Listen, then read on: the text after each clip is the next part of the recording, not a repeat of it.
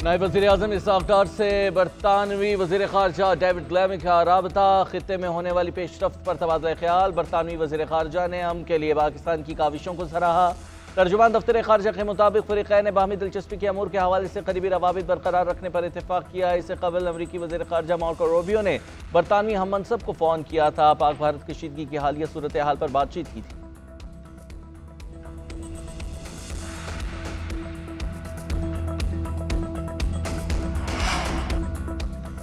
Stock exchange की record तोड़ opening से पाक फौज को सलामी। मार्केट में 10,000 से ज्यादा पॉइंट्स का इजाफा। 100 इंडेक्स में 9.45% का इजाफा देखने में आया। 10,134 पॉइंट्स बढ़ा। असस बाजार में 31 करोड़ से जायद शेयर्स के सौदे हुए, जिनकी मालियत 19 अरब 48 करोड़ रुपए से जायद है। मार्केट ने खरबों रुपए रिकवर कर लिए।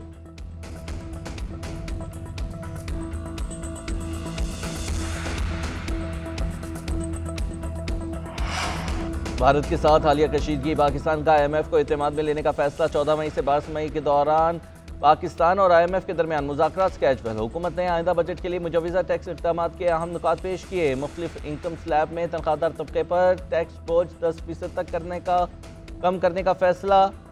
IMF ने इत्तेफाक किया तो आइंदा बजट में 50 अरब रुपए तक का रिलीफ मिलेगा। आइंदा साल टैक्स रेवेन्यू का हदफ GDP के 11% रखा जाएगा।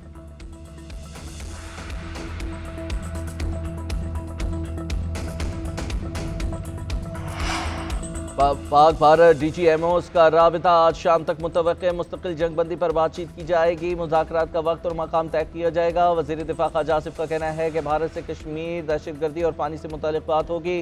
अमरीकी सदर ने कश्मीर का मसला हल कराने की बात की है। देरीना तनाज़े के हल के लिए दोनों मुल्कों के पास सुनहरी मौका है।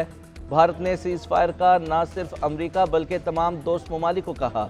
अल्लाह ताला ने हमें एक बहुत बड़ी फतह दी। सारी कौम को सजदा शुक्र अदा करना चाहिए।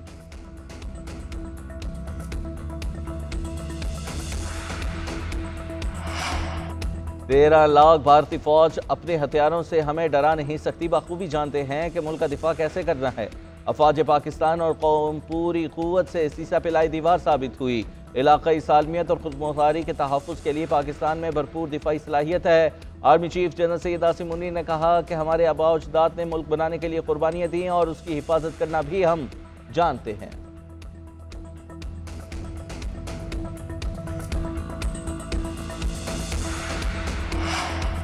तुर्की में कुर्दिश दहशतगर्द तंजीम PKK का खात्मा। वज़ीर-ए-आज़म शहबाज शरीफ की तुर्की को मुबारकबाद। कहा PKK की तहलील के ऐलान का खैर मकदम करता है। ये पेशरफ्त पुरअमन और दहशतगर्दी से पाक तुर्की की जानिब अहम कदम है। कामयाबी सदर उर्दवान की क़यादत में तुर्क कौम के अज़्म की अक्कासी करती है। तुर्क कौम मुफ़ाहिमत, इत्तेहाद और इस्तेहकाम की तरफ अपनी पेशकदमी जारी रखेगी। पाकिस्तान और तुर्की मिलकर दहशतगर्दी की तमाम शक्लों को जड़ से उखाड़ फेंकने के लिए पुरअज़्म हैं। वज़ीर आला पंजाब मरीम नवाज ने 6 लाख काश्तकारों को किसान कार्ड के जरिए फी एकड़ 5,000 रुपये सब्सिडी की मंजूरी दे दी।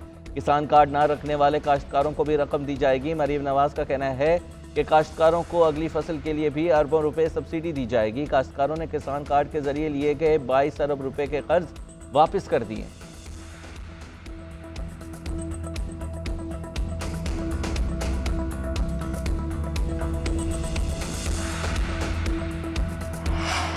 भारत के खिलाफ जो भी कामयाबी मिली वो हमेशा शोहदा की वजह से मिली है। कौम की कुर्बानियों के बायस हमने जीत हासिल की है। अब भारत कोई भी एडवेंचर करने से पहले 100 मरतबा सोचेगा। वज़ीर दाखिला मोहसिन नकवी की लाहौर में मीडिया टॉक। कहा जंग ज़मीनी, समंदरी और फ़ज़ाई के साथ सिफारती और मीडिया पर भी होती है। हमने इनको 5 महाजों पर बुरी तरह शिकस्त दी है। डिजिटल दहशतगर्दी के सवाल पर जवाब दिया कि इन लोगों के पाँव उखड़े हुए हैं। आइंदा चंद दिनों में आप इससे मुतल्लिक़ भी पेशरफ्त देखेंगे।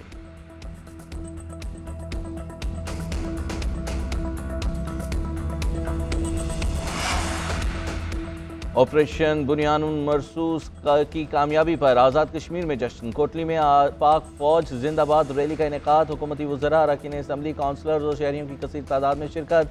मोदी सरकार और भारतीय फौज का गुरूर खाक में मिलाने पर पाक फौज को खिराज तहसीन पेश किया गया।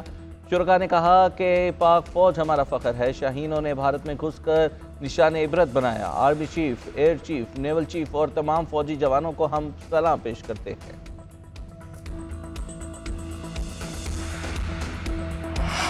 पाकिस्तान सुपर लीग रवां हफ्ते ही शुरू होने का इम्कान। PSL इंतजामिया की फ्रेंचाइज समेत तमाम स्टेक होल्डर्स से मुशावरत शुरू। कैजुअल आज या कल तक जारी हो सकता है। फ्रेंचाइज मालिकान का गैर मुल्की खिलाड़ियों को बुलाने पर भी जोर। बाकी 8 मैचेस का इनेकाद रावलपिंडी और लाहौर में होगा। टाइटल मार्का कजाफी स्टेडियम में ही कराया जाएगा। बैनुल अक़वामी मसरूफियत के बाइस गैर मुल्की खिलाड़ी दस्तयाब ना हुए तो मकामी क्रिकेटर्स को लिया जाएगा।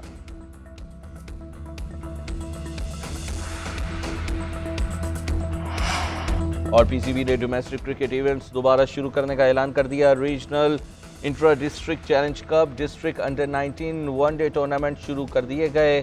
प्रेसिडेंट ट्रॉफी ग्रेड 2 14 मई से दोबारा शुरू की जाएगी।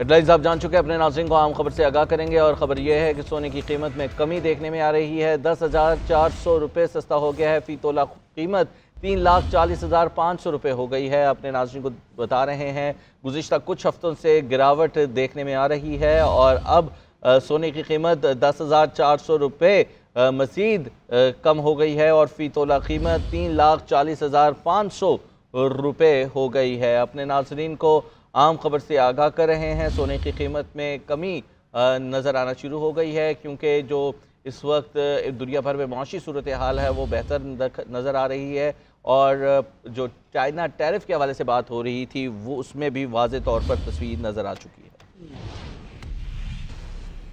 पाकिस्तान स्टॉक एक्सचेंज में ज़बरदस्त तेज़ी पर कारोबार का इख्तिताम। कारोबार के पहले दिन इंडेक्स में 10,123 पॉइंट्स का रिकॉर्ड इजाफा हुआ है। मुल्क की तारीख में पहली बार एक दिन में 100 इंडेक्स में बुलंद तरीन इजाफा देखने में आया है, जिस दौरान 30 इंडेक्स में 5% से ज़ायद इजाफे पर कारोबार को 1 घंटे के लिए रोका भी गया है।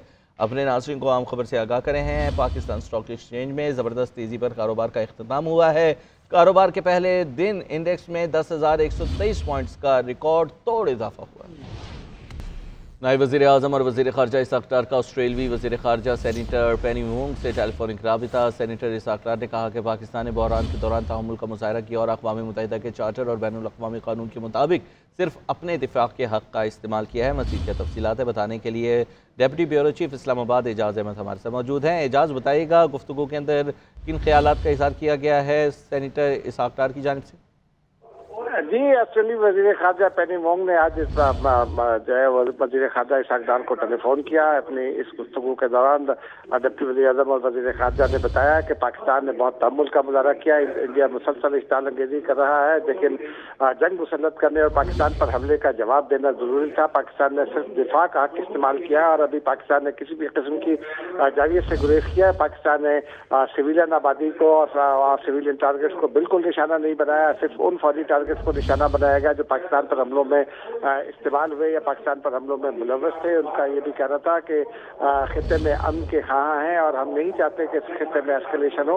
ऑस्ट्रेलियाई वज़ीर ख़ारजा ने पाकिस्तान में जो सिविलियन शहादतें हुई, खासतौर पर जो जाफराबाद एक्सप्रेस का वाक़या। बहुत शुक्रिया एजाज़ अहमद आपका।